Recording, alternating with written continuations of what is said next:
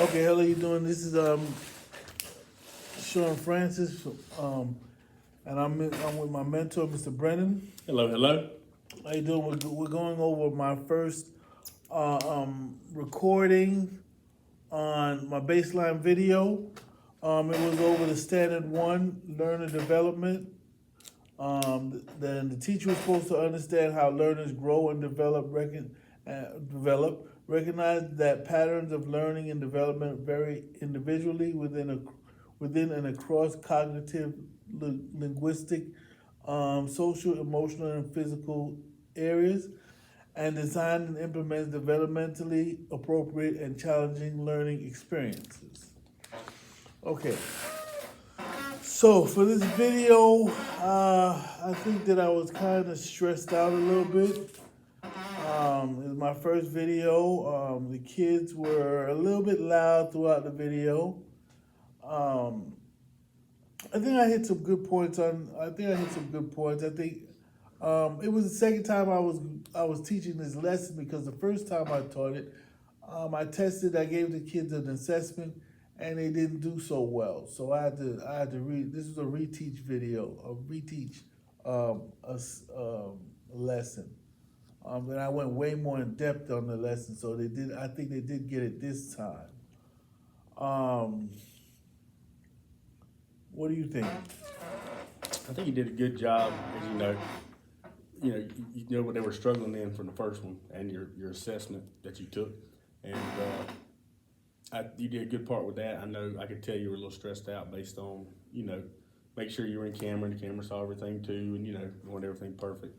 And I think if you'd have brought in more visuals as far as they had for themselves, like when you were using instances, going back to their the standard one, knowing each one, where they come from and everything. When you were referring to the trash can as big as a house, some of them got it, one of them didn't, because he couldn't put those into. Okay. He couldn't really visualize it. But if you would have put a piece of paper and had a trash can by a house, he could have maybe saw it better. Like, okay, I understand. All I think right now is a trash can in a house. Okay, yeah. So give him a visual at the size difference, and that's what makes it a figurative way of speaking. I think that another thing that I thought that I could have worked on, I think I could work on, is when I was doing the visuals on the board, I think I had way too many pieces of paper up on the board doing the visual, and when I had the kids taking the paper off the board to match up with the other paper, I think that it was way too many. I think I needed to have maybe 5 or 6 maybe examples. I think that I had too many, because after a while the kids became a little bit confused, and it became the kids were getting a little bit frustrated. What do you think? I agree.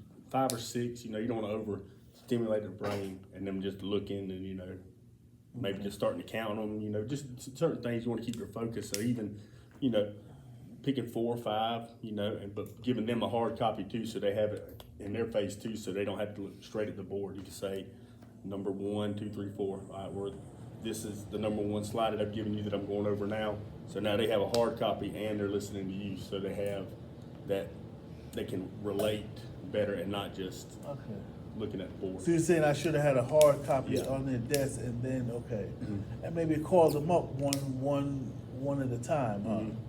Okay. What I think I did do well though is I did do the I do, we do, they do. I think I did well on that, because I showed them at first. I showed them what I was looking for, and then we all did it together as a class, and then at the end they actually did what I was asking them to do on a worksheet. As I read the worksheet out for them, they were actually able to do it themselves. Yeah. So I think I did well on that. Yeah, that's a good way to, so in all actuality, you're going over it 3 times, because you're explaining it to them, and then they're doing it's a small group setting anyway, so it's small group everybody's engaged, and then now they're getting to the third time where they have to implement it so you can really get that, assessment based on, their answers if they got a full concept of the lesson. All right. Well, okay, thank you. Mr. Bennett. Yes, Really sir. appreciate you. Yes, sir. All right. Look forward to working with you more. Yep. Nice to meet y'all. All right.